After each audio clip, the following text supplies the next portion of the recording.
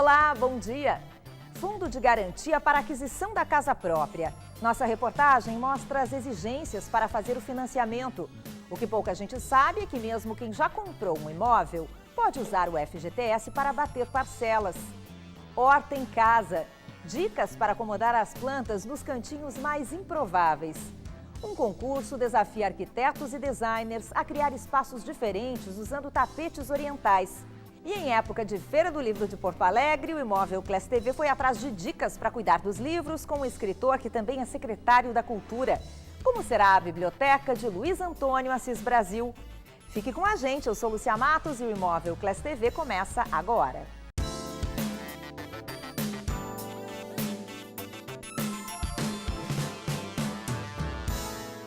O Imóvel Class TV começa com um serviço para você que ainda tem dúvidas sobre como usar o FGTS para comprar a casa própria. Quais são as regras e o limite do valor da aquisição? O que pouca gente sabe é que, além de servir como entrada para o pagamento do imóvel, o fundo pode ser usado para abater parcelas.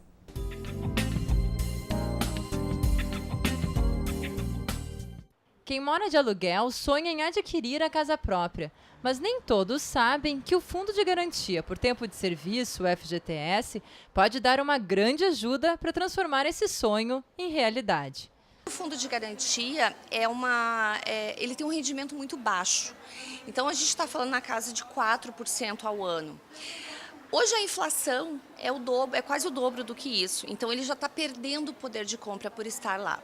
Júlio César tinha um saldo acumulado no seu fundo de garantia de 10 anos de trabalho com carteira assinada.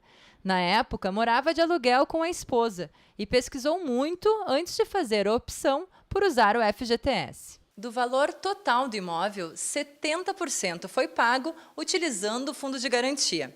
Um percentual que fez uma grande diferença para a família de Júlio César. E a economia foi em torno de 40, 45 mil reais em juros que nós deixamos de pagar aí ao banco, aí podendo investir em outros projetos nossos. Júlio se soma a um contingente cada vez maior de pessoas que opta por usar o fundo de garantia, seja para dar uma entrada, liquidar totalmente o imóvel ou, mesmo que a aquisição já tenha sido feita, abater parcelas do financiamento. Um uso mais vantajoso do que deixar esse dinheiro quase parado. Nós temos situações que a gente verifica, a vida do cliente, e que ele sistematicamente utiliza o recurso do fundo de garantia e ele reduz o prazo de 35 anos do seu contrato para 8 anos em função da utilização do saldo da conta vinculada do fundo de garantia. Para usar os recursos da conta vinculada ao fundo de garantia na compra da casa própria, é preciso observar alguns requisitos. É necessário somar pelo menos 3 anos de trabalho com carteira assinada. Não precisam ser consecutivos. O valor do imóvel tem que ser de até 650 mil reais. O imóvel deve ser especificamente para morar. Não pode ser usado para fins comerciais.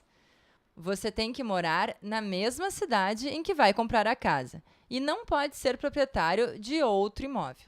Quem já usou o FGTS para adquirir a casa própria não se arrependeu. As pessoas acham que é bom deixar o fundo de garantia lá, não usar porque é um fundo, é uma garantia. Mas, na verdade, se tu tem pretensão de comprar um imóvel, é muito melhor tu usar o dinheiro que está lá, porque ele rende menos que a caderneta de poupança. E a sensação de entrar na casa própria e ver o sonho realizado é única. A esposa de Júlio tenta resumir. Você entrar no espaço, saber que foi adquirido com o teu trabalho anterior. Então você entra e fala, nossa, eu consegui chegar até aqui, conquistei. Não tem preço, é inesquecível. Para nós foi inesquecível.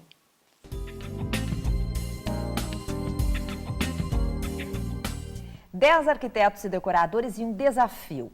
Essa é a proposta do desafio Império Persa, que no dia 25 terá anunciado o nome do vencedor da sua primeira edição. O evento, criado pela Império Persa Home Design, propôs a 10 profissionais da área o desafio de elaborar ambientes criativos com tapetes. Esse é o nosso assunto de hoje aqui no Imóvel Class TV. Tapetes e o Desafio Império Persa. E o meu entrevistado é o Pedram Zaman, diretor do Grupo Zaman, que tem entre as empresas a Império Persa Home Design, que é um especialista nesse assunto. Tudo bem? Bem-vindo, Pedram. Muito obrigado, Lúcia. Estou muito feliz. Queria começar te perguntando um pouquinho da origem do tapete. Tu, inclusive, nasceste no Irã, né? Então, Sim. nos conta um pouquinho da história, de onde e por que surgiram os tapetes. Bem, os tapetes realmente existem há milhares de anos e o seu uso foi modificando conforme o tempo. Então, nós tivemos um tempo em que os tapetes eram muito utilizados para a proteção do frio. E, atualmente, também, tu utiliza o tapete, tu diz que o ambiente é muito mais aconchegante, é muito mais quente, quando tu utiliza isso no ambiente. Mas, assim, o início do uso aconteceu nesse momento. Depois, ele teve vários outros usos, tá? Mas também, dependendo da qualidade do tapete, tu usa um tapete ou no chão ou na parede. Pois era isso que eu ia te perguntar, porque quando eles viraram objetos de decoração, e inclusive objetos de status, né? Eles Isso. representavam status, né? Então a gente via nos palácios, né? Nos palacetes, os tapetes nas paredes. Ainda hoje é usado assim? Pode ser usado assim?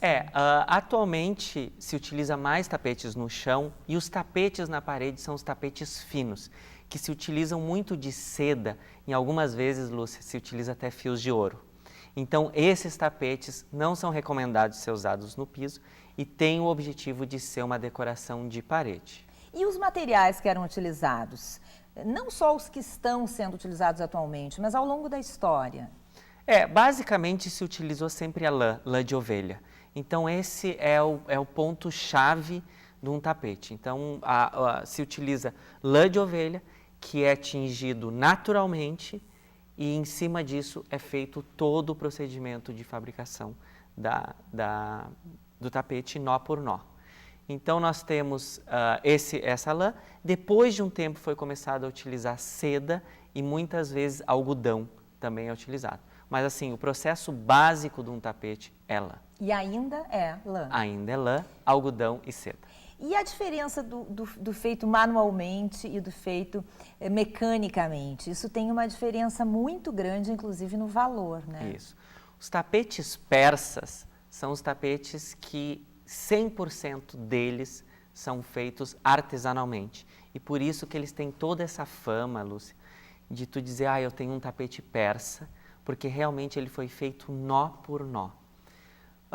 Depois nós temos os tapetes orientais, que são os tapetes feitos no Oriente.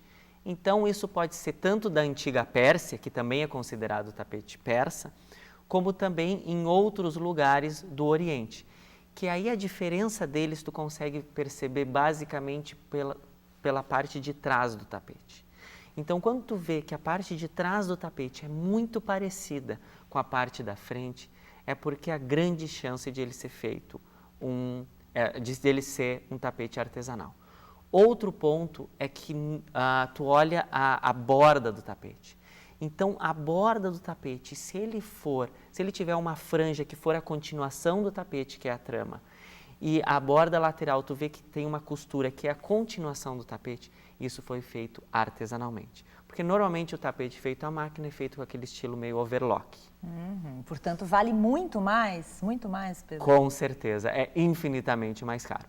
Claro que nós temos os tapetes persas na região, por exemplo, do Paquistão, que tem fronteira com o Irã, que se consegue um preço muito mais em conta, às vezes muito mais barato que um carpete. Mas, se tu for comparar um tapete industrial, além do tempo que um tapete persa ele dura, tu vai ver que o custo dele é um pouco mais caro. Bom, a tua família veio de lá, tu nasceste no Irã mesmo, Eu nasci no Irã, vim com 2 anos aqui para o Brasil. Bom, não tinha como não ter um negócio de tapetes, é isso? Com certeza, Como é que a gente tem um histórico muito grande na loja, a experiência do meu pai que traz os tapetes, ele escolhe um a um. Então, quem vai na loja até vê que os tapetes eles vêm com um lacre, que foi o lacre que meu pai colocou no dia da compra lá na região. A gente não pode ir para o Irã, basicamente, comprar no Irã, então as grandes empresas trazem para nós na fronteira, como a gente é grandes compradores, eles trazem para nós na fronteira. E os tapetes da Império Persa vêm de lá, dessa região? Eu tenho diversos modelos lá na Império Persa. A maioria deles são vindos da região da Pérsia e quase que 95% são tapetes artesanais. São raríssimos tapetes que eu tenho industrializados. Dá uma ideia para a gente de valor, Pedrão, para quem está em casa. Olha... E sonha com tapete. Lúcia, é muito difícil eu te dizer o preço de um tapete. Mas o que eu posso te dizer assim, ó, que é possível comprar um tapete, um tapete persa, feito no Irã mesmo. Então, é aquele tapete bem da região do Irã. É possível comprar um tapete grande para uma sala de jantar por R$3.000 tranquilamente. E o que a pessoa deve pensar na hora de escolher um tapete? Para onde vai? Então, esse é o ponto mais importante. Então, se tu vai botar numa sala de jantar, tu tem que cuidar que na sala de jantar cai comida, cai todo o resto de alimento, cai líquidos. Então, não é adequado colocar um tapete com fios de seda. Então, tu coloca um tapete mais adequado para esse ambiente.